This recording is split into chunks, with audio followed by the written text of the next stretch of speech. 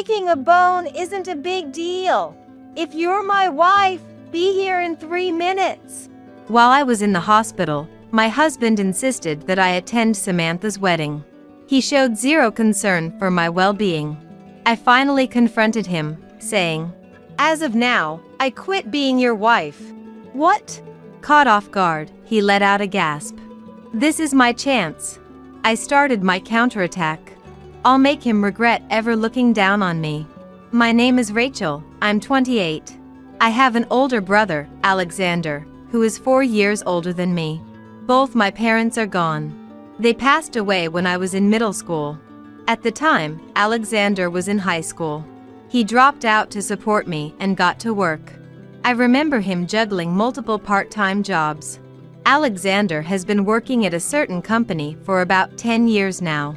He was directly scouted by Joseph, the company's CEO, who valued Alexander's character. Alexander often mentions Joseph. He seems to have a deep respect for him, almost like a father figure. Joseph's nephew, Brian, was introduced to me 2 years ago. Alexander came home from work one day and said, "Joseph wants to introduce his nephew to you. What do you think?" I wasn't seeing anyone at the time, so I quickly accepted the offer. I thought, if it's the nephew of Joseph, whom Alexander trusts, he must be a good person. Having a boyfriend would put Alexander at ease, especially if it's Joseph's nephew. 2 weeks later, I was introduced to Brian. After a few dinner dates, he asked me to be his girlfriend. He was friendly, considerate, and adored his own sister. He reminded me of Alexander, and I immediately liked him. I agreed on the spot and began dating Brian. After a year of dating, we tied the knot. But 6 months into the marriage, I saw Brian's true colors. "Samantha is coming back home." Brian excitedly told me this a month ago. Samantha is Brian's sister, making her my sister-in-law. She had been living alone in the neighboring state but decided to move back home until her wedding day. Brian's family home is only about a 15-minute walk from our house. Thrilled about his sister's return, Brian was in high spirits. The night before Samantha was set to move in with her in-laws, Brian suddenly said this: "Samantha is coming home tomorrow. Get everything ready to welcome her." I left my job to focus on homemaking after we got married. So, I get that handling the household chores is my responsibility. Even so, I was slightly irked by the commanding tone in Brian's voice. "Why the rush? I'm sure Samantha's parents are also excited for her return. Can't she come some other time?" "Samantha comes first for me. I married you to have you serve her. Now you can finally fulfill that role, so get to work." I was speechless. Brian continued, "Don't you dare complain to Alexander. If I ask Joseph, he can fire your precious Alexander in no time. You can't be serious. Do as you're told, and you won't have to worry. Got it?" I was devastated by his thinly veiled threat. Samantha, true to Brian's word, treated me like a servant. If I so much as frowned, she'd say, "I'll tell Joseph," and smirk along with Brian. I had no choice but to comply. She treated me like a slave and occasionally demanded money. I drew the line there, but Samantha smugly retorted, "Brian said, if you need money, ask Rachel. So, cough it up. Otherwise, I'll tell Joseph you were mean to me." I was at my wit's end. I withdrew some savings I'd built up before marriage and gave them to Samantha. I didn't want to be a burden to Alexander, who had always supported me. The only option left was to obey Brian and Samantha. The only glimmer of hope was that Samantha's stay at my in-laws was temporary. She's set to get officially married the day after the wedding ceremony, and then they'll move to a new home in a different state. Until then, I have to hang on. That's what I kept telling myself to get through each day. One evening, just 3 days away from Samantha's wedding, Brian came home from work and dropped a bombshell. "Prepare $10,000 as a wedding gift for Samantha." "What?" I couldn't help but blurt out in a voice tinged with shock and anger. Brian turned toward me, wearing a displeased expression. "Look, I don't mind if you don't want to, but if you don't listen, we're getting a divorce. And your brother's job is done for. I was speechless, stunned by the threat of divorce from my husband. Before I could say anything, Brian doubled down. Hey, I can divorce you anytime, you know. And with that, he waved a signed divorce paper in front of me. In a fit of frustration, I snatched the paper away from him. I shot him a piercing glare, but he remained defiant. Go ahead, make my day. Divorce me, and you and your brother are doomed. Hopeless, I felt cornered. I stormed out of the house, aimlessly wandering the nighttime streets. Why did it come to this? Devastated, mentally and physically, I felt completely lost. While attempting to descend a pedestrian bridge, my foot slipped. Ah! Before I could scream, I tumbled down to the ground below. I passed out as I hit the cold pavement. When I came to, I found myself in a hospital bed. Where am I? My brother Alexander peered into my face, full of concern. Rachel, are you all right? I was utterly confused. Observing my condition, Alexander explained what had happened. Last night, a passerby found me collapsed under the pedestrian bridge and called an ambulance. I had fractured my leg and would need a significant time to fully recover. I was even told I'd require long-term hospitalization and rehab. Alexander looked at me intently after his explanation. Why were you out at that hour? Brian hasn't even visited you in the hospital. Did something happen between you two? I could feel Alexander's genuine concern. I broke down, unable to hold back any longer. He only married me to use me. He threatened to fire you, Alexander, if I don't obey. I wanted to protect you, but now he's demanding $10,000 for Samantha's wedding gift. Alexander probably couldn't make heads or tails of my rambling. Even so, he nodded and simply said, You've been through a lot. After a good cry, I began to regain some semblance of composure. Alexander was radiating an aura of anger. After hearing my whole story, he smiled gently at me. You didn't have to worry about me. What I can't stand is seeing Rachel hurting. But thanks for having my back. He playfully tapped the top of my head. Despite being almost 30, it made me feel oddly secure. My phone rang right after I finished telling Alexander everything. It was a message from Brian. Hospitalized, huh? Don't think that's getting you out of our wedding gift. Have a 10K ready, and come back now. Tomorrow's Samantha's wedding. He's always so concerned about Samantha, not a care about my health. Something inside me snapped. Enough is enough. I'm not putting up with this man anymore. That day I left home. I took my wallet, the phone, and divorce papers. I spread the divorce papers on the table and signed them without hesitation. Alexander offered to submit the papers for me. He also updated Joseph on the situation. Fortunately, Joseph wasn't as concerned as I thought he would be. Now, I can finally stand up to him. The next day, I answered one of Brian's ignored calls. Don't you dare ignore me! The first thing out of his mouth was a shout. He was visibly angry. Brian raised his voice without even waiting for my reply.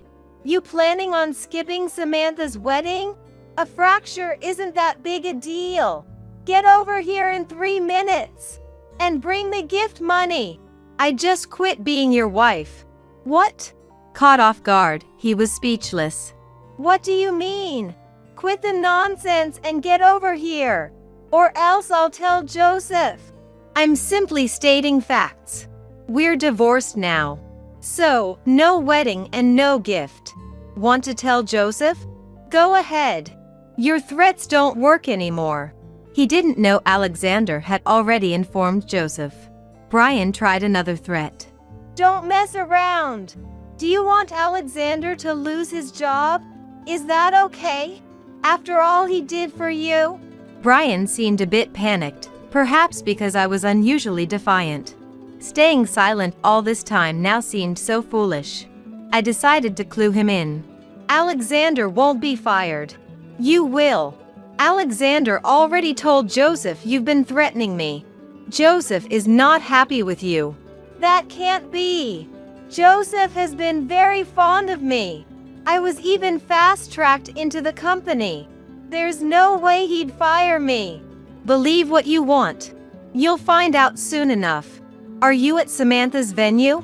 If you are, try finding Joseph. I bet you can't. Your little scheme with your sister has already been reported. There's no way. Joseph is livid. Not only is Brian getting fired, but Samantha's little scheme will also come to light. Have fun at the wedding. My ex-husband seemed incredulous at my words. Now that I have nothing to fear, there's no need for me to be intimidated by him anymore. When I raised my voice, Brian responded with a submissive tone. Poor big brother of yours. Quit high school just to support his sister, and now he'll lose his job because of that sister. You think an underdog like him can easily find another job? Even Alexander will start disliking you, you know? Don't call my brother an underdog. You're the real underdog here. You sure you want to say that? I'm really going to fire him. Apologize now and bring me $1 million and you're off the hook. You're Samantha's personal servant, after all. Bring me the $1 million now. I completely lost my cool with my condescending ex-husband. Forgetting I was in a hospital, I shouted into the phone. The one who needs to apologize is you. What? Stunned by my loud voice, I didn't hold back. I won't forgive you even if you apologize. You're definitely getting fired. And your wedding? I bet none of your family will even show up. Joseph's been talking to everyone, you know? No way! Joseph wouldn't do that. Well, they aren't at the venue, are they? Maybe it's time to realize you and your sister have been written off. The whole family's disgusted with you. Shame. Even Samantha probably won't forgive you. Hearing this, Brian let out a cry that almost sounded like a scream. And why shouldn't he? Losing his servant of a wife, alienated by family, and even potentially hated by his sister. He's got every reason to scream. I guess we're done here, I said to my ex, now presumably understanding the gravity of his situation. Enjoy your wedding, if it even happens. I hung up without waiting for Brian's response. After that, both Brian and Samantha called multiple times, but I ignored them. Eventually, they gave up and sent emails instead. Rachel, I was wrong. I won't call you a servant anymore. Please come back. Samantha's wedding will be ruined without you. Please attend and explain everything to Uncle. Rachel, I'm sorry. Please forgive me. You don't have to bring $1 million. Just bring 10,000 and come right away. I won't be able to have the ceremony, let alone register our marriage. They're still prioritizing their wedding at this point. I can only be flabbergasted at Samantha saying, 10,000 is fine. We're not family anymore. I sent the same message back to both of them. More calls and emails came, but I didn't respond. Sometime later, Alexander came to my hospital room. Following him was Brian's uncle.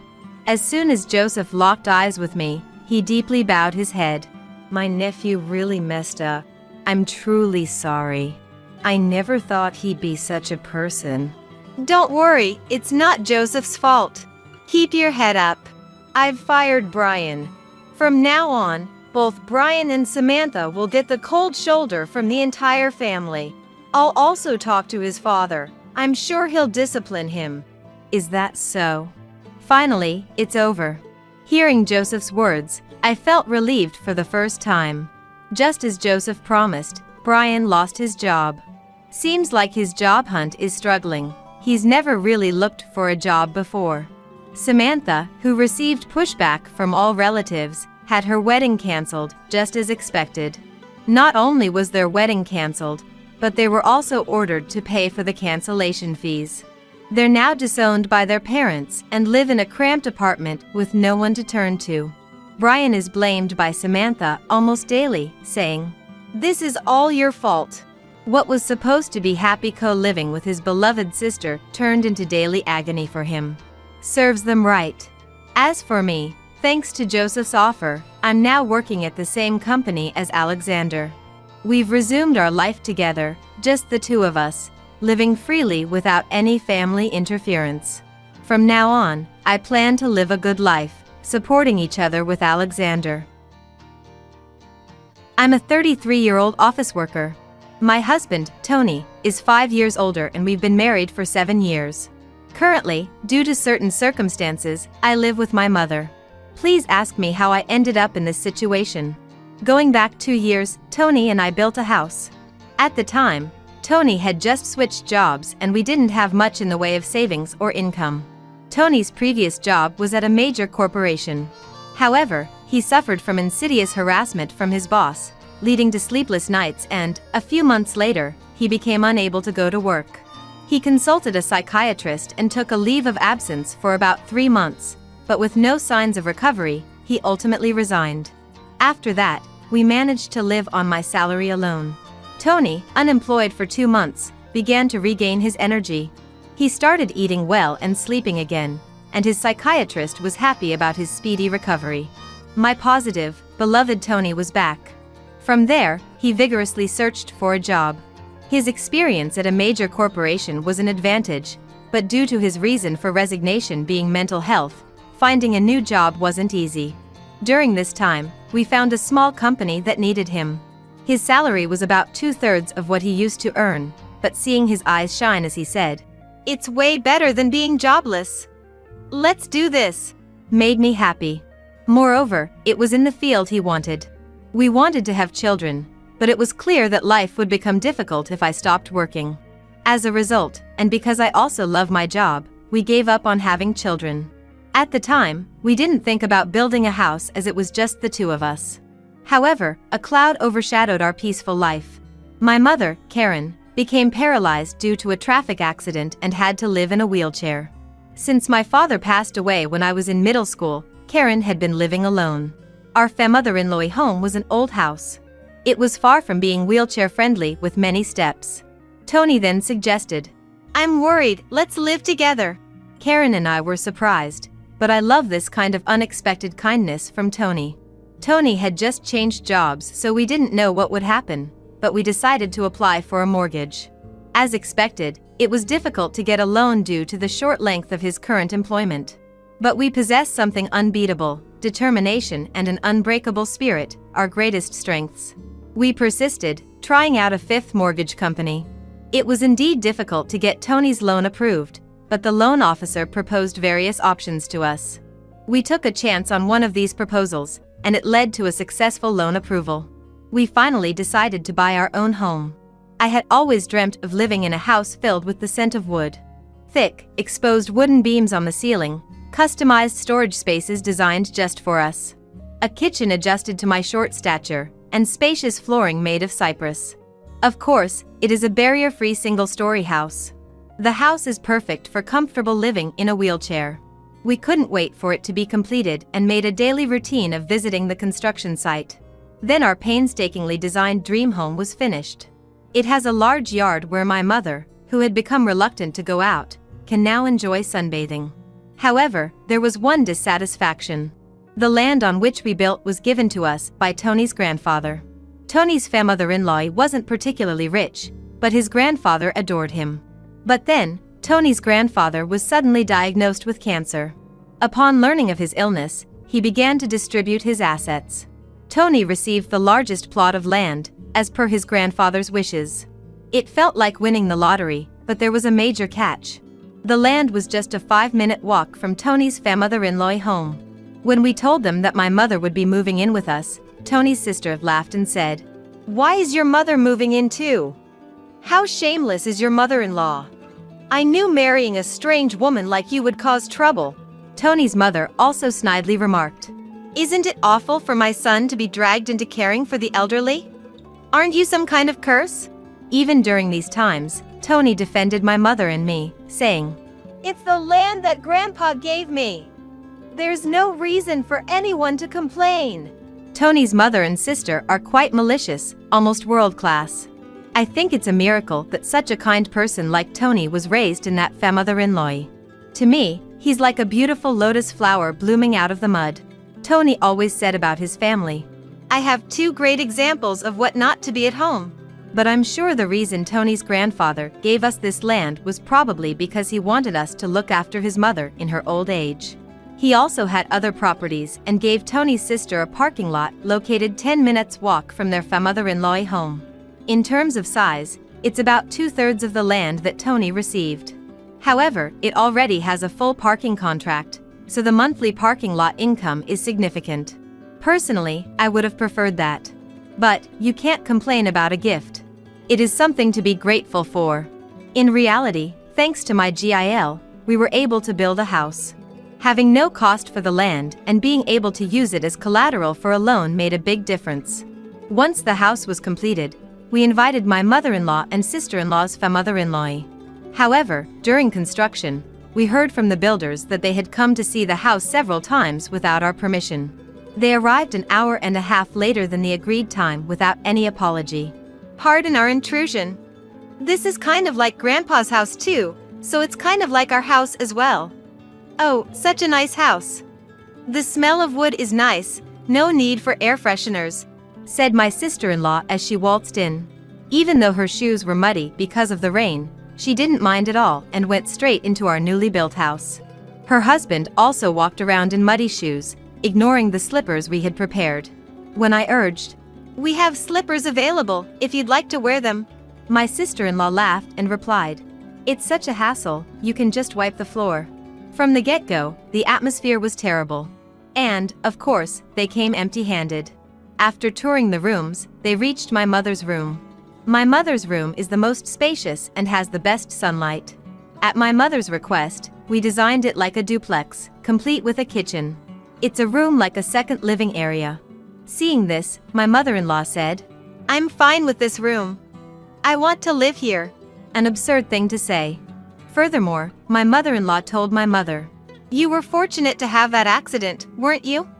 Thanks to being paraplegic, you've moved from that old shack to such a nice house. Isn't it a turn of fortune?" My mother said nothing, but she looked so sad. Inside, I was boiling over with anger. But before I could respond, Tony spoke up. "What did you just say? There are things you can and can't say to people. It makes me question your humanity. I don't even want to think that you're part of my mother-in-law. You're the worst. Apologize now," Tony said in a strong tone. Whether they found this amusing or not, my mother-in-law and sister-in-law glared at me. Then my sister-in-law confronted Tony with a heated look. "What? What's this all about? That's a total turn off. It's not cool to invite people and then treat them like that. Just because you built a house doesn't mean you can act all high and mighty." The mother-in-law joined in, too. "Anyway, my son went off the rails because he ended up with a wife like you. You are a jinx." Tony didn't stay sister-in-law either. "Enough is enough. This mess started because of your rude remarks. You were saying that the accident was a good thing, and calling my wife a jinx. I won't forgive you for that." The mother-in-law and sister-in-law looked frustrated by Tony's strong rebuttal.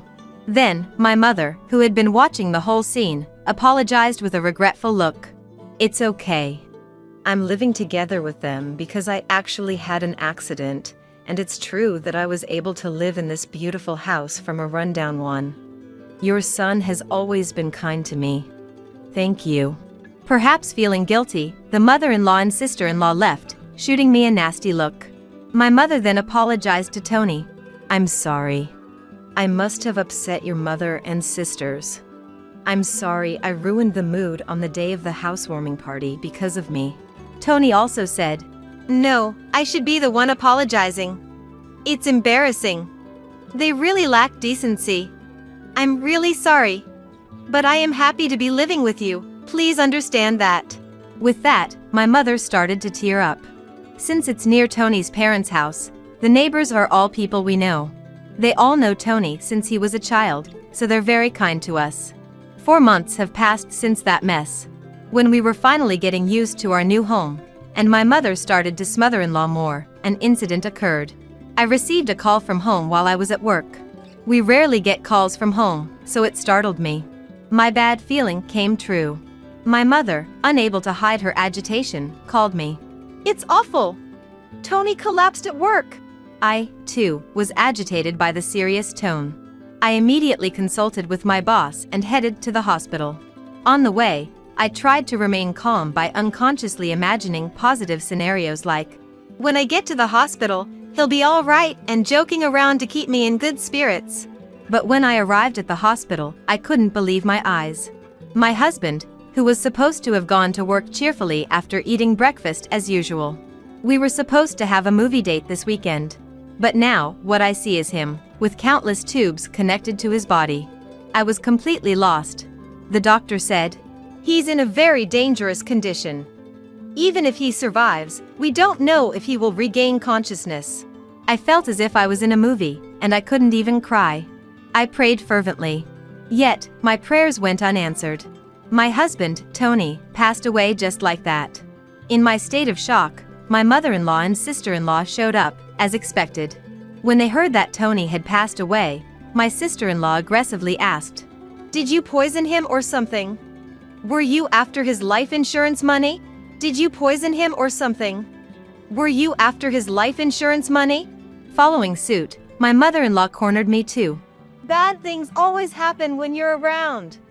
Just like your mother. You really are a jinx. I was so sad, I couldn't speak. Just then, my mother arrived in a caregiver's taxi. She was crying at the circumstances of Tony's death. Seeing my mother's tears, I was finally able to cry as well. As the two of us sobbed loudly, my mother-in-law said, oh, stop it. Can you quit the fake crying? My son changed after meeting you too. Now that my son is gone, I don't want to see your faces ever again. Don't appear before us again. And then she left the hospital. From there, we had a funeral director come in and arrange the schedule for the funeral. We headed to the funeral home. Tony's cause of death was a subarachnoid hemorrhage. I can't believe it, he was fine until morning. When I informed my mother-in-law about the funeral schedule, she replied unexpectedly, he always sided with you too, so I won't attend the funeral. My daughter won't come either. Many people from Tony's company and his friends attended the viewing. However, neither my mother-in-law nor my sister-in-law and her husband were present. It's unbelievable, but maybe that's just the kind of people they were. Many people attended the funeral too, and I could tell that Tony was loved by many. There were many who shed tears for his untimely death. I was glad to spend the whole day with them who sincerely miss my husband. I had received an email from my mother-in-law after Tony's death. But its content was inappropriate, so I didn't reply. The email was asking about the amount of life insurance money. She kept emailing because I hadn't replied, and eventually said, I have a right to receive it. I wasn't in a position to deal with it, so I ignored it. When we arrived at our house, I saw light seeping out of the room. My mother, Karen, looked puzzled and said, that's strange. I thought we turned off all the lights.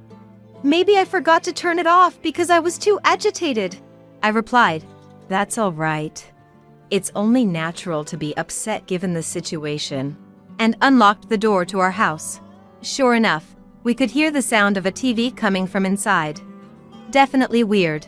My mom and I exchanged glances, then fearfully entered the room. There, sitting in the room were my sister-in-law and her husband. What are you doing? I was so surprised that I couldn't even raise my voice. The living room was filled with unfamiliar furniture and boxes. We had absolutely no clue what was happening. My sister-in-law then said, why did you just barge in here? Well, it's your first time, so I'll let you off the hook. We're taking this house. We sold your stuff, so leave. My mother and I were utterly stunned.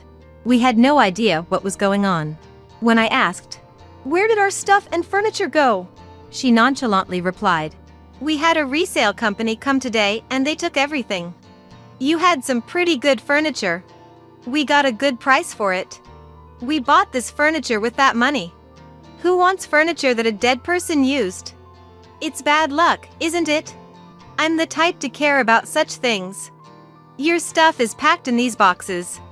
I don't know if you're minimalists or just poor, but it was a relief that you had so few things. The furniture was carefully chosen by my husband. I absolutely couldn't forgive them. My mom was also furious, her face turning beet red, but she was too shocked to reply. I immediately called the resale company. After explaining the situation, they agreed to treat the items as stolen and return them. Honestly, now that my husband is gone, I want nothing to do with his mother-in-law. But I do feel a desire to stay in the house filled with memories of him. As I was struggling with these feelings, my mother said to me in a voice only I could hear, "What do you think Tony would say if you were here now? Maybe he'd say we should leave?" I'm sure that's true. Tony always used to say, "It's worth spending time with people who understand you. But there are also people who just won't get it, no matter how much you explain. It's a waste of time dealing with those low-level aliens." He was in fact talking about his mother and sister. I can see it clearly now. If we continue to live here, his mother-in-law and relatives will keep interfering. I impulsively signed a lease on an accessible apartment. My mother was taken aback by my decisiveness. I asked the resale company to keep the furniture for a few days, and it was moved to the new apartment 3 days later. In exchange for moving out, I made the mother-in-law and sister-in-law promise to cut ties with us. And so, a new life began with just my mother and me in the apartment. It seems that Tony had so many life insurance policies it was almost obsessive. Tony often joked, always with a mother-in-law, "When I die, you guys will be rich." True to his word, my husband left my mother and me enough money to be comfortable for the rest of our lives. He was unable to secure a mortgage when we bought the house. So, being an employee at a major corporation, I purchased the house under my name. I ensured that, even if something happened to Tony first, I certainly wasn't stupid enough to continue paying a mortgage for a house I wouldn't live in. Under the original contract, the house would be auctioned off if the mortgage wasn't paid for 3 months. In the hustle and bustle of life, 3 months passed in a flash. Then, I received a barrage of calls from my sister-in-law, Jessica, with astounding fury. My call history was filled with Jessica and my mother-in-law, Linda. "What the heck? This is seriously scary. It's like something out of a horror movie." I thought it was a little horror movie. Since they were being incredibly persistent, I picked up the phone only to find out they were furious that the house was being sold. Apparently, when they returned home, they were unable to get in, and there was a seizure notice. Jessica and her husband moved out of the apartment they had been living in since Tony passed away. Jessica had also quit her job. I suggested they move back to their parents' house since they were panicking about suddenly being homeless. To my surprise, Linda had become so involved in gambling that she couldn't keep up and had sold her own house. It seems they have been living together for the past 2 months. From what I hear, they even sold their primary source of income, a parking lot in front of the train station, a long time ago. Now, Linda and Jessica's mother-in-law are completely homeless. When Linda said, "I'm sorry for everything. Let's get along. Can you lend me some money, please?" I replied, "I think it's best if you stay away since I'm a jinx. We're strangers now that we've severed ties." Linda fell sister-in-law and after mumbling a week. In my mind, I was laughing, thinking, "Who's the real bad luck charm here?" Then, when I said, "I won't lend you a single cent," Jessica, who had been listening to the conversation next to Linda, shouted, "You devil! Bring us the money right now!" "Hee hee, I'm a devil and bad luck, so I'm going to hang up now," I replied and ended the call. In truth, I had a lawyer involved for the past 3 months, pushing for the auction of the house. I thought it was an unusual case, but apparently, it's not that uncommon. The house was sold without any major trouble, allowing our mother-in-law a moment of respite. We plan to find a new home with the money Tony left us. Given it's just my mother and I, we don't need a big house. We'd rather prioritize security as 2 women living together. And so, I chose a condominium with minimal noise disturbance. I remember something my husband always said when we built our home. "People can get energy from the sun. So let's create a place where mother-in-law can enjoy her hobby of reading in the garden without feeling self-conscious." With those words, he had made a spacious courtyard for her. So, I looked for a condo with a large balcony where she could enjoy her coffee and read. It's smaller than our previous home, but the room is spacious enough to house the furniture my husband proudly chose.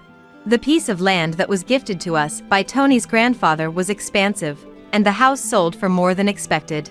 With that money, I bought a rather luxurious condominium. The security is top-notch, so my worrywart husband would surely rest easy. And I heard rumors about my in-law's femother-in-law. Our old neighbors were worried about my sister-in-law's femother-in-law suddenly moving in. My mother-in-law and sister-in-law's femother-in-law were left homeless. They even tried to borrow money from neighbors. In the end, they couldn't borrow anything and ended up living in public housing after consulting with the community. But they're stubborn people, so it seems the trouble never ends.